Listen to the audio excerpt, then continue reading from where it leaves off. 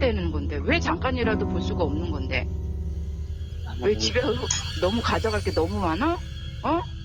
우리가 가면은 흉볼 게 너무 많아? 제발 좀 살려줘, 제발. 뭔 소리야? 아, 오늘 집에 오고 싶대. 집에 오고 싶어서 뭐 오늘 온대? 아, 내가 오지 말라고 그래서. 내가 통화해? 통화해 마라. 왜 이렇게 화를 내? 아 그니까 짱나니까 그렇지. 왜 그렇게 제멋대로야? 내가 통화한다 끊어.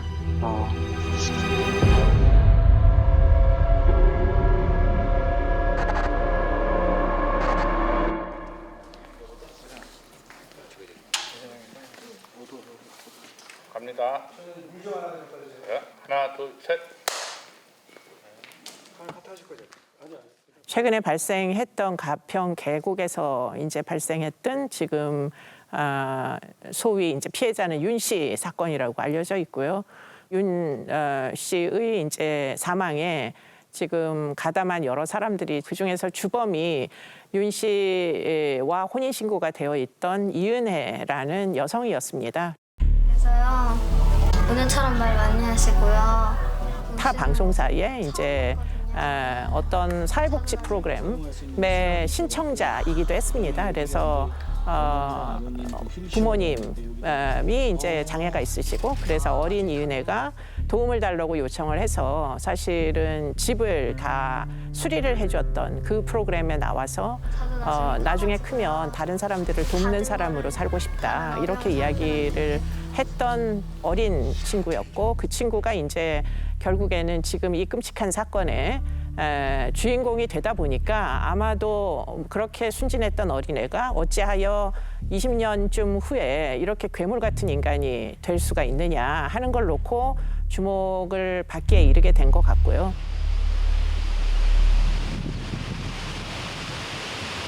초등학교까지는 크게 문제 없이 다닌 걸로 확인이 되고 있고요. 그런데 문제가 됐던 것은 중학교 때 이제 여러 가지 뭐 좀 환경이 어려운 친구들과 어울려 다니면서 소위 가출이라는 걸 하게 됩니다. 아이들끼리 일종의 패밀리, 소위 가출팸이라는 거를 형성해서 생활을 했던 전력이 지금 확인이 되고 있고요.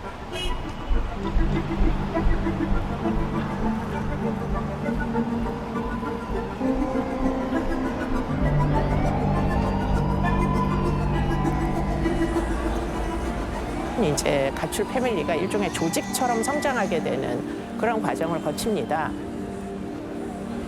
여자아이들끼리 몰려다니면서 위험한 일을 하다가 조직의 구성원들의 안전이 도모되지 않으면 남자아이들을 끼워 넣기 시작합니다. 그중에 이제 한 사람, 이은혜의 첫 번째 남자친구라고 알려진 사람은 전과가 현재는 20번이 넘고요. 마약 거래를 하다가 현재는 구속 상태에 있는 것으로 알고 있습니다.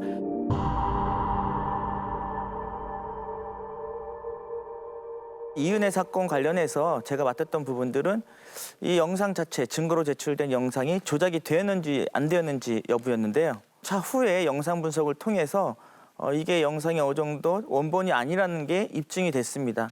이 부분에 대해서는 더 수사 과정을 통해서 명확하게 밝혀내야 될 부분이긴 하지만 일단 제가 분석을 했을 때 영상 자체의 화질 상태라든지 또는 압축 상태 또는 촬영된 시간과 최종 수정된 시간 이런 차이에 있어서 명확하게 조작이 되었을 가능성이 높다라고 저는 판단을 했고요.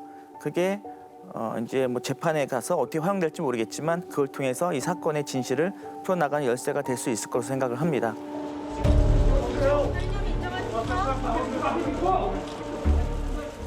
이 사건에서 이은혜가 이 가장 중요한 장면인 피해자가 다이빙하기 직전의 영상이 담겨있는 영상을 경찰에 제출했거든요. 아마 이은혜 같은 경우에도 어떠한 뭔가를 내가 불리한 부분이 있는 것들을 어떻게든 조작을 해서 편집을 해서 제출해야만 됐을 것이라고 추정이 돼요. 피해자가 죽은 그 다이빙하는 시간이 8시경으로 녹화가 되어 있는데 이 영상을 편집한 시간을 찾아보고 이제 데이터 분석을 해보니까 3시간 후인 11시에 영상이 편집된 걸 확인할 수 있었어요. 저는 그걸 보면서 굉장히 경악을 했습니다. 경악도 하고 분노도 했고 야 이거는 진짜 잘하면은 이 여자가 이은혜가 이 사건을 이 사건을 발생시켰을 때 이 사람이 범인이라는 거를 명확하게 증거로 사용할 수 있는 단서가 되겠구나라까지 생각을 했어요.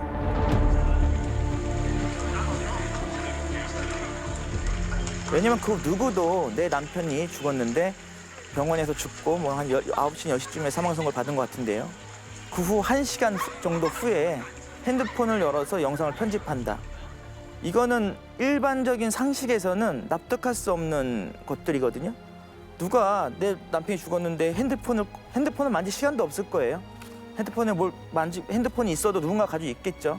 근데 그걸 열어서 데이터를 열어서 화질을 압축시킨다든지 뭔가 편집을 했다는 거는 제가 영상 분석하면서도 이러한 소름 끼치는 행위를 본 적이 없어요.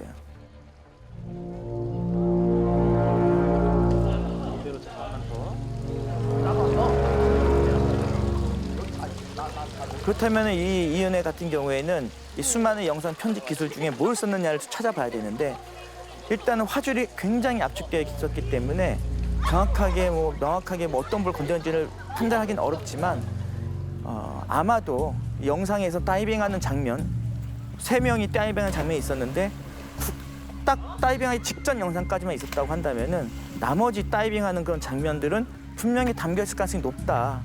하지만 영상을 편집했을 때 나머지 부분들이 나오면 안 되는 이유가 있었기 때문에 긴급하게 남편이 죽었는데도 불구하고 남편이 사망 선고 받고 1시간 만에 핸드폰으로 그 영상을 조작했다는 그 이유만으로도 영상 분석하는 저의 관점에서는 범인이 유력하다라고 생각이 듭니다.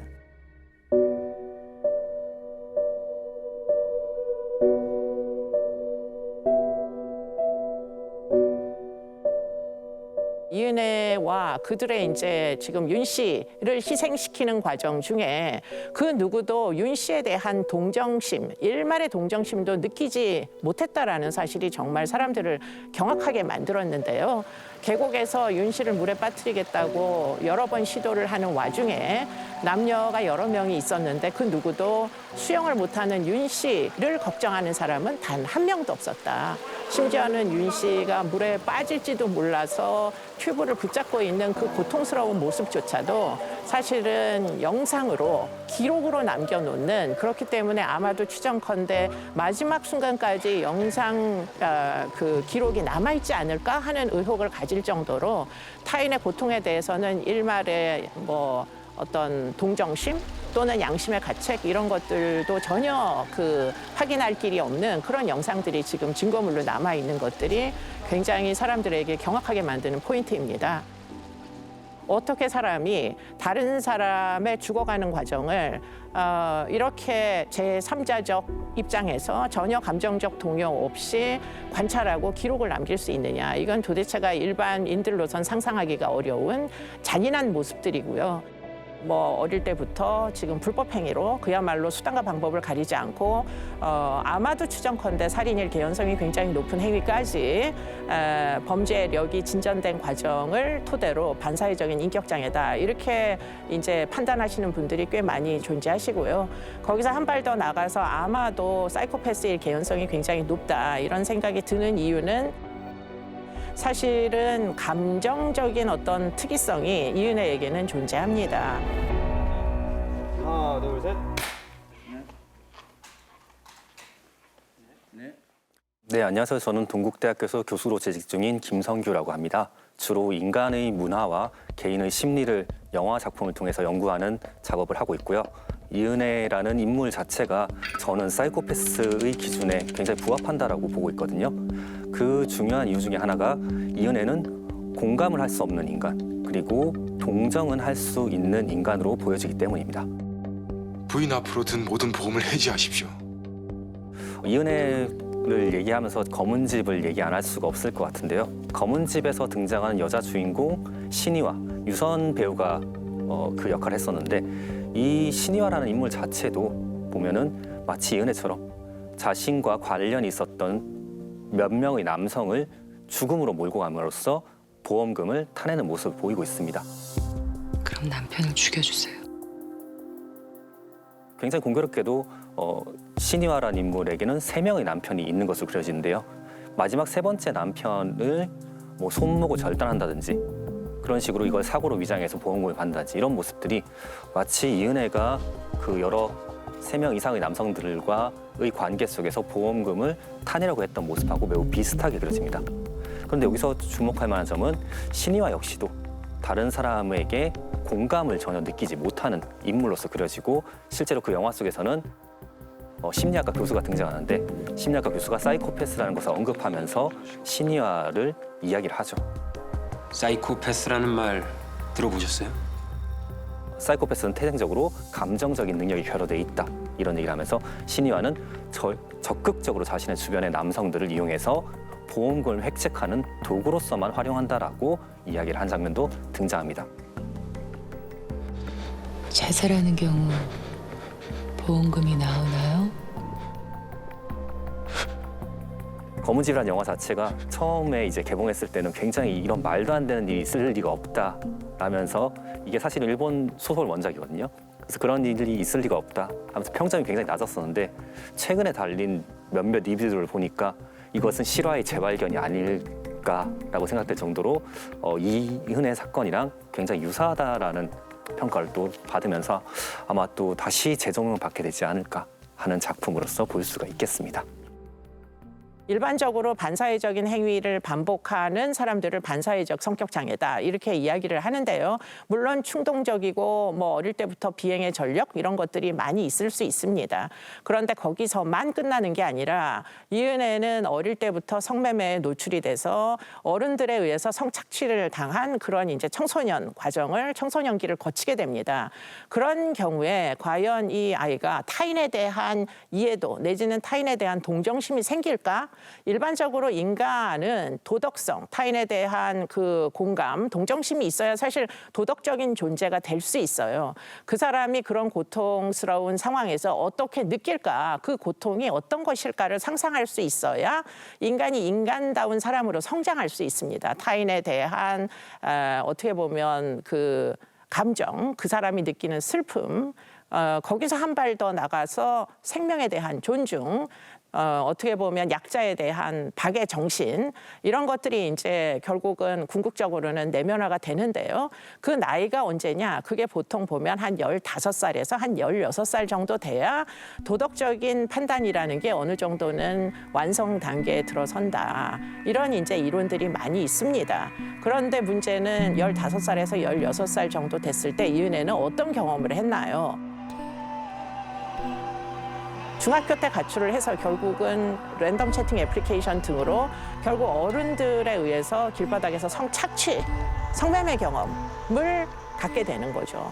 성매매 경험에는 그 어디에도 성매매 여성에 대한 동정심이나 이런 것들이 사실 없습니다. 돈을 주고 성을 산다. 일종의 거래.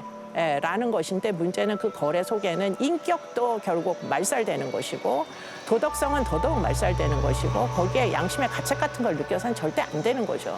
그러다 보니까 청소년기 후기에 틀림없이 내면화돼야 되는 그런 도덕성, 인간으로서의 인격권 이런 것들이 제대로 발달을 못하는 결핍의 상황에 도달하게 되는 겁니다.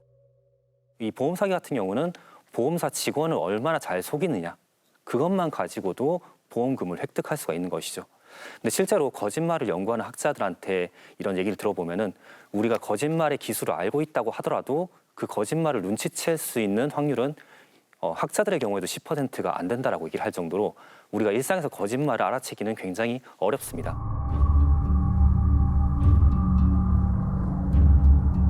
근데 이은혜라는 이 인물이 거짓말을 통해서 보험사 직원을 속이고 그리고 이미 중학교 때부터 거짓말을 담보로 하는 사건을 많이 일으켰던 것으로 알려져 있는데요. 원조 교제라든지 아니면 원조 교제를 미끼로 해서 그 남성을 협박해서 돈을 뜯어낸다든지 이런 식의 이미 중학교 때부터 그 이은혜는 거짓말에 굉장히 능숙한 사건들을 많이 일으켰던 거죠. 특히 2017년도부터 이은혜의 보험금과 관련된 거짓말 사기 사건들이 많이 일어나게 되는데 해외여행할 때 물건을 분실했다. 혹은 물건을 도난당했다라는 식의 단순한 거짓말만 가지고도 수백만 원의 이 보험금을 획책할 수가 있었던 겁니다. 그래서 이은혜는 마치 우리가 정상적인 사람들이 직장을 다니면서 일을 하는 것처럼 거짓말을 통해서 보험 사기를 일으키는 것을 자신의 주업으로 삼았던 것이라고 볼 수가 있습니다.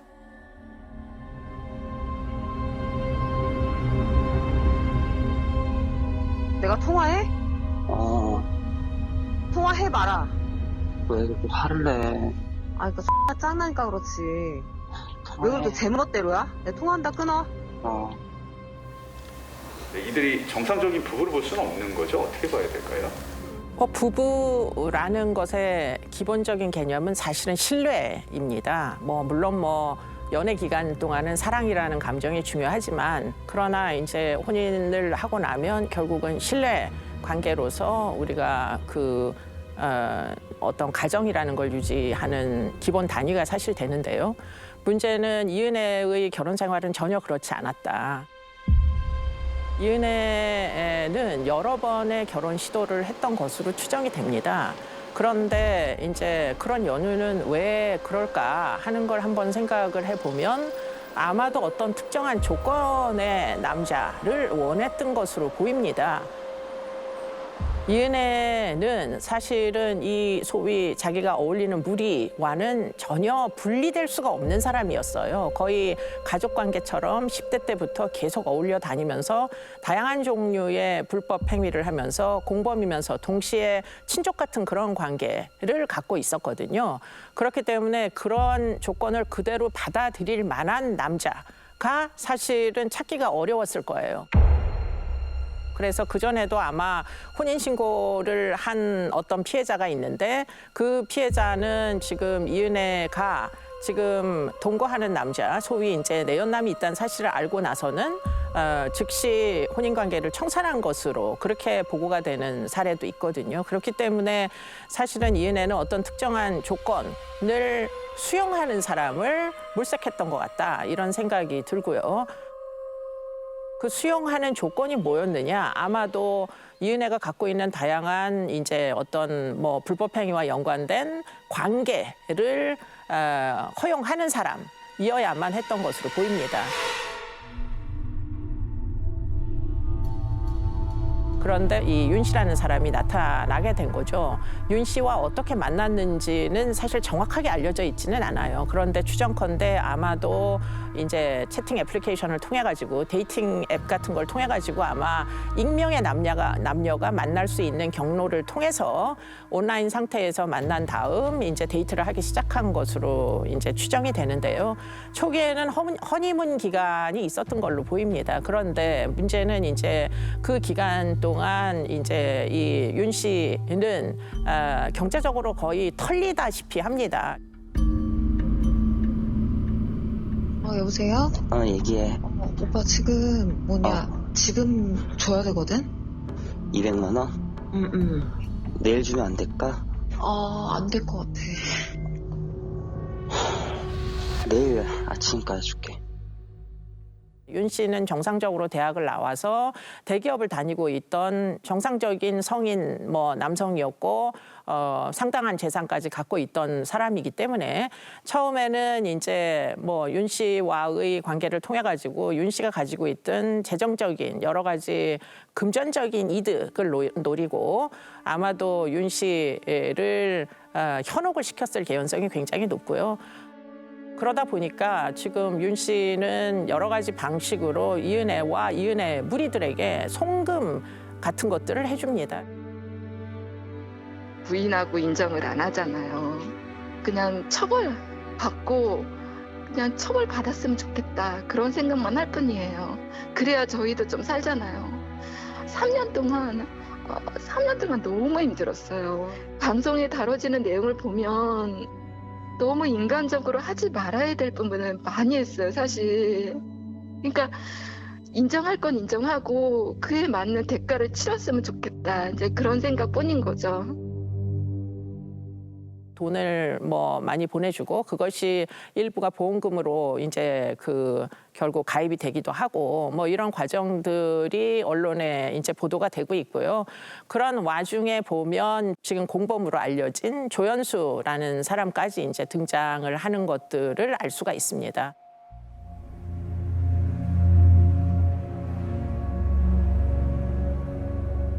여보.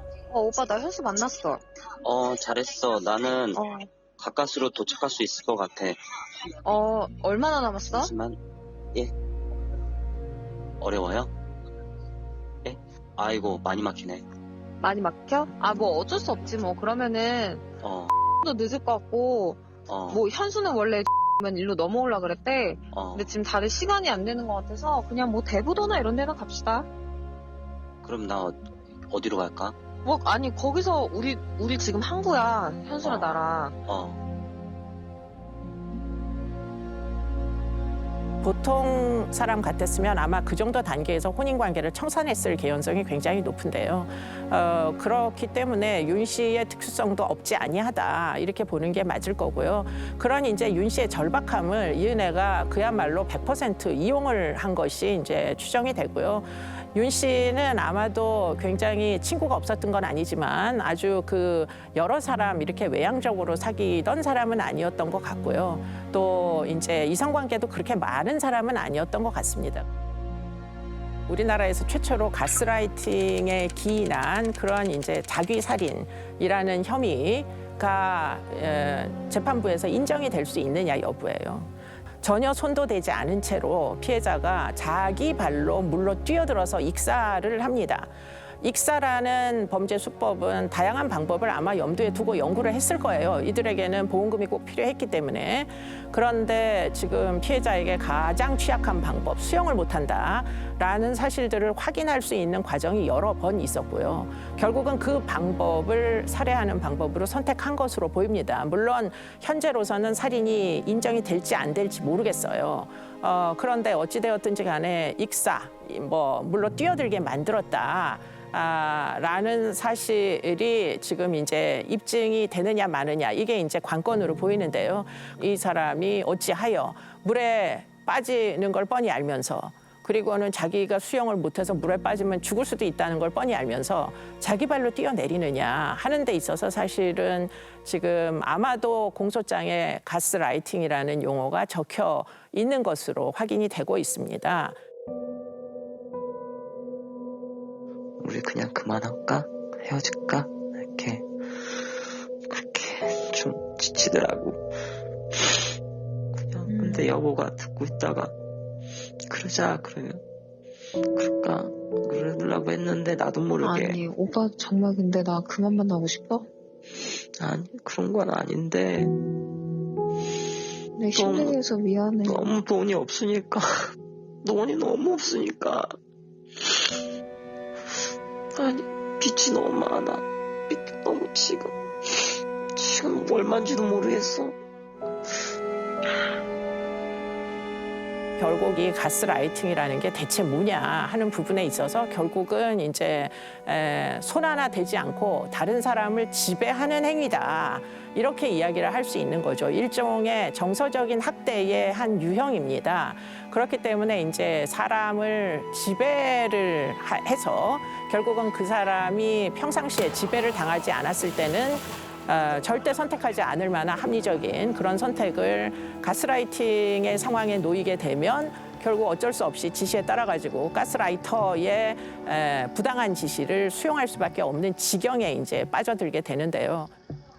그러면 이렇게 사회적으로 고립이 돼서 가스라이팅의 피해자가 되는 경우에 그런 막을 방법이 있느냐? 사실은 있다고 보기가 어렵습니다. 그렇기 때문에 이 가스라이팅이라는 게 굉장히 위험한 것이고요. 본인이 타인에게 도움을 받아야 되는 지경이라는 것을 본인이 스스로 인정하지 못하고 알지 못해요. 근데 진짜 왜 그래?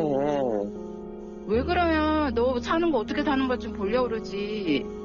8월 달에 갈게. 8월 달에. 8월 달에 어딜 가? 8월 달에 집들이 할게. 너 그거 지금 말이라고 하는 거야? 그냥 좀 그렇게 해주라 좀. 아니 왜 집에도 못 가게 해? 와서 뭐 하게 해. 네 어떻게 사나 좀 보려고 그래. 다음에 와. 다음에 제발. 너 왜 그러냐 도대체. 너 내가 남남이냐? 사정이 좀 있어서 그래. 그 사정을 얘기해봐 그러니까. 다음에 얘기한다니까. 항상 다음에 얘기한다 해놓고 얘기한 적 없잖아. 그냥 은혜랑 통화해봐 그냥. 걔 전화 안 받아. 문자 남겼는데도 연락 없고. 제발 좀 살려줘, 제발. 아니 왜 그러는데? 그 사정이 좀 있다고. 은혜한테 물어보면 그 사정을 들을 수 있니? 전화해봐, 그냥. 알았어, 끊어봐 그럼.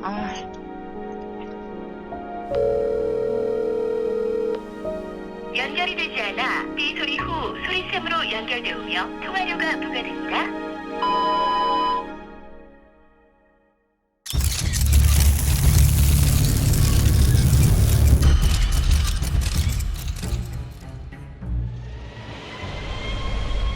국책연구기관인 한국원자력연구원 서버에서 외부 침입 흔적이 포착됐습니다. 연구원 측과 국정원은 누가 어떤 정보에 접근했는지 조사하고 있습니다. 정부와 공공기관 등을 노리는 사이버 공격은 하루 평균 162만 건으로 5년 만에 4배 가까이 국내 늘었습니다. 은행 계좌나 비밀번호 같은 한국인 개인 정보들이 무더기로 거래되는 사실이 포착됐습니다. 하루가 멀다 하고 벌어지는 해킹 공격과 개인정보 유출. 이를 막기 위한 보안 프로그램 개발. 대한민국은 사이버 전쟁 중입니다.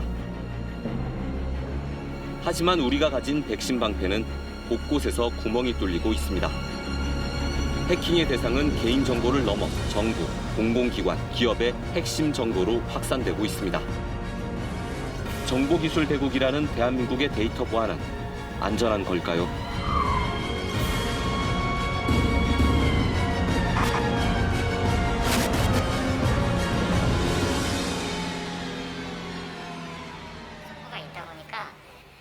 카드의 CVV 번호, 익명이 보장되고 정부 감시도 피할 수 있다는 다크웹. 온갖 불법 정보가 거래됩니다. 개인 신용카드 정보를 판매한다는 사이트도 손쉽게 찾을 수 있습니다. 카드 정보들을 파는 사이트들 목록이 쭉 나오거든요. 다크웹에서 이 카드 정보를 파는 사이트들을 검색했잖아요. 신용카드 정보 거래는 일반 웹사이트에서도 공공연히 벌어지고 있습니다. 제가 이제 구글에서 한번 아까 다크웹에서 들어갔던 것처럼 동일하게 한번 들어가 보도록 하겠습니다. 다크웹이 아닌데도 검색이 똑같이 되는. 이제 돈이 되니까 이런 사이트들을 일반 웹 검색에서도 나올 수 있게 이제 노출을 시키는 거죠. 어떤 정보들이 있을까? 한 사이트를 들어가 봤습니다. 한국어로 검색을 해보면 여기 이제 보시면 이게 나오죠. 코리아 비자 크레딧 프리미엄이라고 플래티넘이라고 해서 카드 번호가 나오고요. 그다음에 유효기간 살아있고요. CVV 이름 있고요. 주소 있고요. 또 내려보면 여기도 이제 전화번호 있고 쭉 이렇게 리스트업 되어 있습니다. 지금 이게 좀 샘플 같은 건가요? 네, 일종의 샘플로 올려놓은 거고요. 사실은 이거보다 훨씬 더 양이 더 많은, 그러니까 이제 저희가 이제 덤프라고 하는데요. 그 덤프를 이제 사고 파는 거죠. 한국 카드 한 장에 뭐 한 5불 정도 해요. 구매를 하려면은? 네, 구매를 하려면 비트코인으로 프로톤 메일이라고 하는 암호화 메일을 쓴다거나 아니면 텔레그램이라든지 이런 그 서비스들을 통해서 금 거래가 이루어지게 됩니다. 개인 정보들이 어쨌든 모이면은 굉장히 좀 위험하잖아요. 개인을 상대로 한 뭐 스미싱이라든지 보이스피싱이라든지. 네, 맞습니다. 네, 우리는 이메일이라든지 전화번호라든지 이런 이름이라든지 주소가 결합이 돼버리면 그 사람이 특정될 수 있거든요. 굉장히 위험할 수 있죠. 샘플만으로도 상당한 양입니다. 이게 지금 스크롤. 네, 스크롤이죠. 네. 이만큼 더 있다는 거죠. 네, 그렇죠. 뭐 섞여 있기는 합니다만 굉장히 많이 있는 거죠. 이 개인 신용카드 정보들이 진짜일까요? 취재진은 전화번호로 연락해봤습니다. 시 되시나요? 네네. 안녕하세요. 저 KBS 시사멘터리 추적의 장덕수 기자라고 합니다. 제가 그 개인정보 유출 관련해서 취재를 하고 있는데요. 로 시작하는 씨의 그 카드 번호가 있더라고요. 혹시 이 카드사나 뭐 경찰이나 이쪽에서 이런 유출 관련해서 통보 같은 거 혹시 받으신 적이 있으신가 해서. 네네 있어요. 있었군요. 해외에서 쓴다고 해서 이제 정지를 시켰는데 그 이후에도 계속 그걸로 결제가 시도된다는 문자가 오긴 오더라고요. 최근에 언제쯤에 또 그런 문자가 좀 오던가요? 한 1~2주 된 것 같은데. 주소가 신가요? 네 맞아요. 피해자는 자신의 정보가 어디에서 유출됐는지 전혀 모른다고 했습니다. 연락처 네네. 있고 생년월일까지 있어서 이게 어디서 유출이 됐을 가능성이 있다고 생각해 보신 적은 있으세요? 전혀 없어요. 근데 요새 뭐 그냥 뭐 그런 등록을 많이 하고 쓰니까 카드 같은 거를 그런 거 외에는 딱히 뭐 제가 뭐 해외를 나간 적이 있는 것도 아니고 카드를 잃어버린 적이 있는 것도 아니고 그렇긴 하거든요. 다른 사례도 비슷했습니다. 계시는 선생님 맞으시죠? 혹시 카드 번호가 맞으십니까? 예. 카드사로부터 이렇게 선생님 정보가 이렇게 유출된 것 같다 이런 연락을 받으신 적이 좀 있으신가요? 해외에서 사용됐다는 연락 받았죠. 구매 사이트 같은 경우에는 그진 다 해킹 당했거든요. 큰 사이트 같은 거 있잖아, 아마존 이런 게 그런 거에 다 해킹 당해가지고. 일반 사이트에서조차 개인정보 검색이 쉽다는 건 그만큼 기업 해킹을 통해 막대한 양의 개인정보가 새어나가고 있다는 얘기입니다. 개인정보 중에 이메일이라든지 이런 것들을 요구를 많이 하잖아요. 온라인 쇼핑이라든지 이런 쪽들, 그리고 이제 해외 사이트들, 해외 직구 사이트들 이런 데들이 상대적으로 보안이 그렇게 세다고 볼 수는 없어요.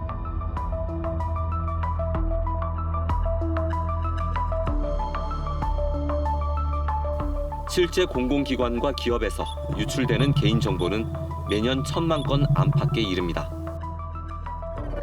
특히 2020년과 2021년에는 보관하고 있던 개인정보가 유출됐다고 신고한 기관 수가 폭증했습니다. 해커들의 공격은 단순 개인정보를 넘어 기관, 기업의 내부 정보까지 확산되는 추세입니다. 일반적으로 개인에 대한 공격이 현재는 기업에 대한 공격으로 타겟이 바뀌었습니다. 해커의 비즈니스 모델 자체가 이제 기업이 됐죠. 한편에서는 우리나라가 IT가 항상 제일 먼저 이렇게 전개되다 보니까 한국이 어떻게 보면 그들의 어떤 상징적 표적이 된 면도 분명히 있습니다. 북한에 의한 공격은 공공기관에 집중되어 있고 기업에 대한 것은 세계적인 해커들이 대부분 다 한국에 한 번씩은 찔러본다는 경향성이 좀 존재하지요. 기관, 기업마다 앞다퉈 내부 데이터를 보호하기 위해 방호벽을 2중, 3중으로 치고 있는데 왜 번번이 해킹에 뚫릴까?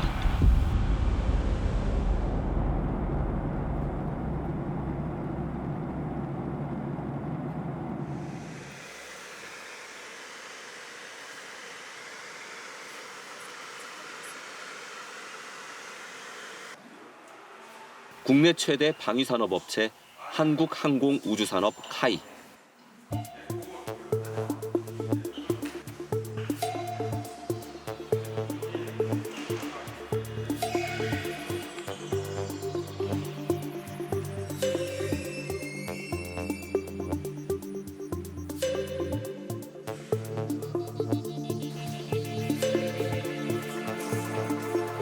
본사 정보보안 통제실 스크린에 해킹 위협이 실시간으로 표시됩니다. 10분 사이에 이렇게 지금 많이 네, 맞습니다. 예. 타이가 좀 위험한 것들. 그렇죠. 그 정도 예. 공격이 얼마 정도? 보통 하루에 한 50여 건 이상 위험한 공격이. 예, 우리 회사 같은 경우에는 우리 회사를 특정한 공격도 분명히 존재하고 있기 때문에 발생하는 건들마다 저희들이 면밀하게 계속 분석을 하고 있습니다. 카이는 차기 전투기 사업을 주도하고 다목적 경공격기 FA-50, 한국형 기동 헬기, 수리온 등을 생산하는 기업입니다. 핵심 정보를 노리는 해커들의 주요 표적이 돼 왔습니다. 한국 항공우주산업, 이 카이의 내부 시스템이 해킹된 것으로 확인됐습니다. 군 관련 중요 기술이 유출됐을 가능성에 대한 우려가 나오고 있습니다. 당시 카이는 해킹 공격에 대비해 내부 업무망과 외부 인터넷망을 분리했습니다. 방호벽으로 둘러싼 내부망에 대한 외부의 직접 공격은 불가능했습니다. 하지만 허점이 있었습니다. 외부 직원 PC가 내부망에 접근할 수 있도록 하는 가상 사설망 VPN이었습니다. 이 직원의 PC는 백신 프로그램이 설치돼 있었지만 이메일을 통한 악성 코드에 손쉽게 감염됐고 해커는 이를 이용해 내부망에 접속했습니다. 해킹 이후 카이는 보안 체계를 전면 개편했습니다. 회사와 협력업체 직원 컴퓨터 수천 대에 EDR 프로그램을 설치했습니다. 변이 바이러스, 신종 악성 코드를 바로 탐지하는 시스템을 갖춘 겁니다. 이 파일이 동작을 해서 파일리스 공격이다라는 걸 파일을 없앤다는 건가요? 아예 파일이 없이 내가 이제 공격을 받았다는 거거든요. 네. 보통 파일리스라는 그러니까 기존의 백신은 파일이 없으면 아예 탐색이 불가능하잖아요. 네. 근데 그렇죠. 그런 유형의 공격들이 많이 발생을 하고 있기 때문에 메모리에 상주시켜 놓은 상태에서 악성 코드가 활동을 하면 그거는 백신은 탐지 자체가 불가능한 거기 때문에 EDR이라는 이제 솔루션을 도입해야 되는 그 필요성에 있어서는 가장 중요한 점이라고 볼 수 있죠.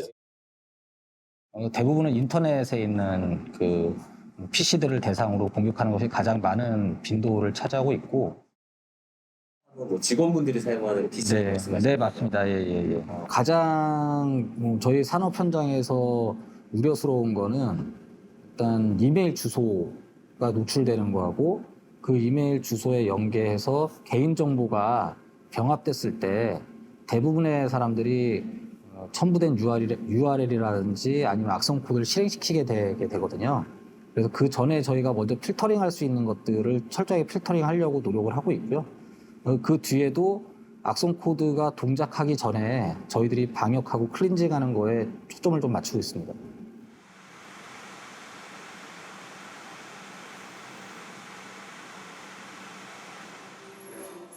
그렇다면 EDR은 어떤 식으로 해킹을 차단할까?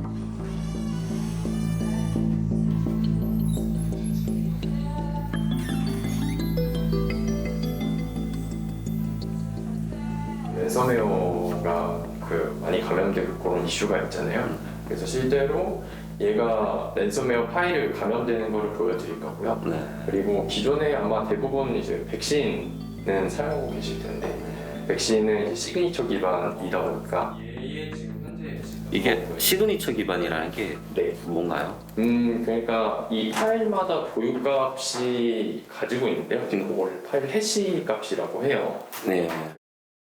악성 파일들도 다 이제 그 각자마다 해시 값을 가지고 있는데, 그 악성 파일들의 해시 값을 모아서 이제 DB 형태로 만들어서 보안 솔루션에서 이제 그거랑 똑같은 게 들어오면 바로 차단하겠다. 이제 그런 기반을 시그니처 기반이라고 하거든요. 보시죠. 네. 그래서 저희가 오늘 준비한 그 샘플은 워너크라이 랜섬웨어. 워너크라이. 네네. 유명한 거죠. 네. 2017년에 그렇죠. 전 세계적으로 유명했던. 네. 제가 일단 얘의 지금 현재 해시값을 보게 되면 그 바이러스 토탈이라는 사이트에서 이제 국내외 백신사들이 다 여기에 가입돼 있는 거예요. 여기서 한번 조회를 한번 해보면 워너크라이 랜섬웨어라는 것을 보실 수 있죠. 악성이다라는 걸 보여주고 있고요. 근데 이거를 이제 제가 요 해시 값을 변화시킬 건데요. 이름만 바뀌는 겁니까? 내용이 뭐 띄어쓰기 한 글자, 아니면 글자 치환 그런 것만 하더라도 바로 이제 이 파일의 해시 값은 바뀌는 거거든요. 그래서 제가 이 내용을 좀 그냥 임의로 추가를 하게 될 겁니다. 워너크라이 파일 안에 지금 저런 게 그냥 들어간 거죠.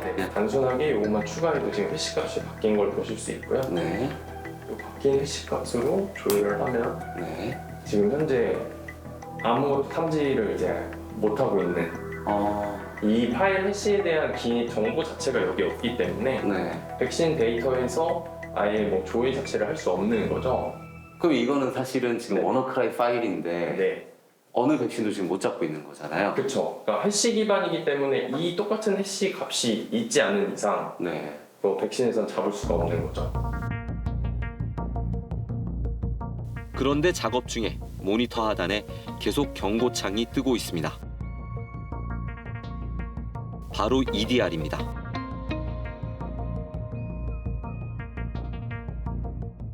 지금 보시면 알람이 뭐 20개 이상 쭈루룩 넘어가고 있는 걸 보고 계십니다. 지금 파일명이 워너크립 네네. 워너 디크립터 이게 이제 그건 거죠? 네, 이게 실제로 엑셀 요 파일을 실행하면 뒤에 후속적으로 떨어지는 파일 명이거든요.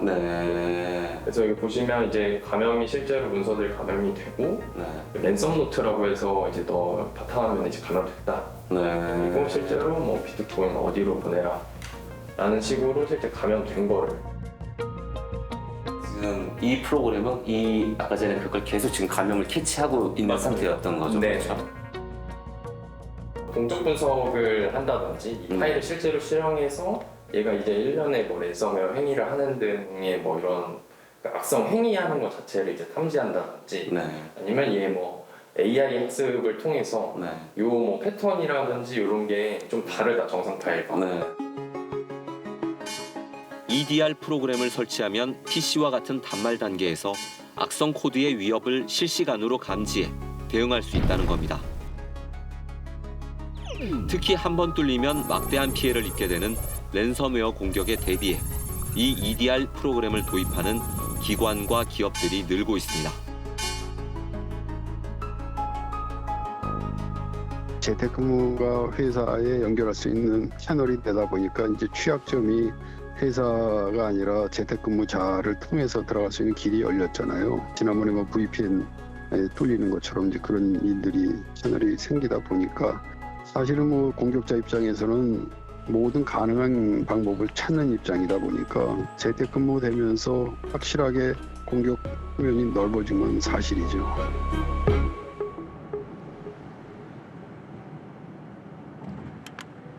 문제는 규모가 작은 기업들입니다. 보안 체계를 새로 구축하는데 기업 규모에 따라 수억 원, 수십억 원대의 비용이 필요한데 당장 감당하기 쉽지 않습니다. 기계 부품을 생산하는 한 업체는 3년 전 랜섬웨어에 감염돼 큰 어려움을 겪었습니다. 직원의 업무용 컴퓨터를 통해 회사 전체 시스템이 마비됐습니다. 클럽 CLOP라는 파일로 암호화가 다 돼서 그때 당시 그거를 악성 노트를 했었는데 그쪽에 저희 내부에 사용자 PC 하나 감염돼서 통해서 저희 시스템 쪽까지 된 사례인데 회사는 좀 분위기가 매우 좀 혼란스러웠겠네요. 마비였죠. 업무가 마비였죠. 생산과 계약에 필요한 주요 자료를 날릴 수도 있는 상황. 회사는 결국 해킹한 쪽과 협상을 택했습니다. 거기에 아마 중간 해커들하고 연계된 한국에 있었어요. 예. 그래서 그쪽을 컨택을 해서 협상을 좀 했었고요. 또 복구하는 조건으로 해서 약간의 비용이 좀 들었었죠. 그러고 나서는 그쪽에서 연락이 더 이상 있지는 않던가요? 네, 없었습니다. 그쪽에서 그렇다고 해도 이게 좀 남아있을 수도 있는데 그런 부분까지는 좀 검사를 해보셨어요, 그러면? 네, 그때 저희가 복구하는 데 한 1년 정도 걸렸습니다. 그 복구 금액 같은 경우는 좀 억대 정도, 억 단위는 되는 거죠? 네네. 하지만 이 업체는 3년이 지난 지금도 EDR 시스템을 구축하지 못하고 있습니다. 그러면 일단 백신 하시고 나서 저 EDR 같은 걸로 뭐 전환을 하셨나요? 아직까지 하지는 못했고요. 비용 같은 문제가 좀 있고 시스템 문제가 좀 있는 거죠? 네, 맞습니다. 예. 자체 보안 시스템 구축이 어려운 중소기업을 대상으로 정부가 지원에 나섰습니다. 정보보호 컨설팅과 보안체계 구축 사업을 진행 중입니다. 문제는 예산입니다. 올해 투입되는 재정은 약 62억 원, 지원 대상 기업은 600곳에 불과합니다. 정부에서 이제 컨설팅하고 보안 솔루션 지원해주는 사업을 현재 운영을 하고 있는데 그게 이제 예산 상황에 뭐 여러 가지 고려가 되다 보니까 우리나라 이제 중소기업을 커버하는 데는 아직 한계가 있고요. 그런 사업 예산이나 이런 게 좀 차츰차츰 늘어나서 수혜를 입는 중소기업들이 좀 확대가 되는 게 앞으로 또 필요할 것 같고 중소기업 입장에서도 실제로 이 제품을 도입하는 부분도 중요하지만 컨설팅 절차를 통해서 자기들이 지켜야 할 자산, 이게 뭐 랜섬웨어 공격이나 어떤 악성 코드의 침해를 당했을 때 기업 입장에서 어떤 피해, 얼마만의 피해가 올 수 있는지를 측정해 볼 수 있는 그런 계기도 될 수 있을 것 같습니다. 그래서 그런 예산이나 이런 사업들은 지속적으로 좀 확대될 필요성이 있지 않나 생각을 합니다.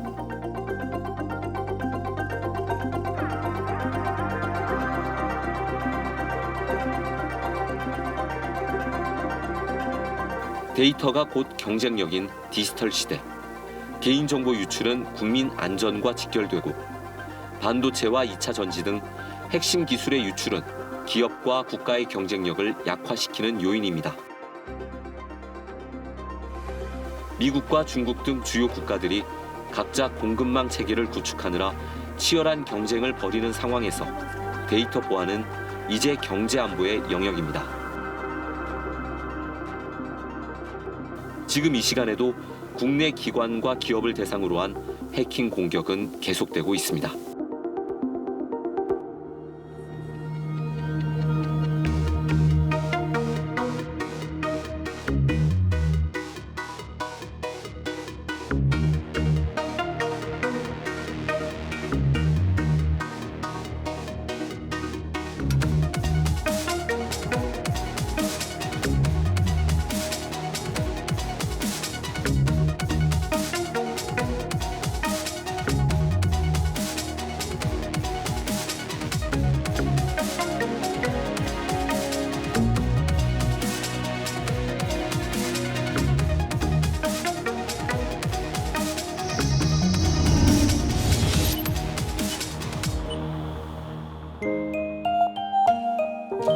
KBS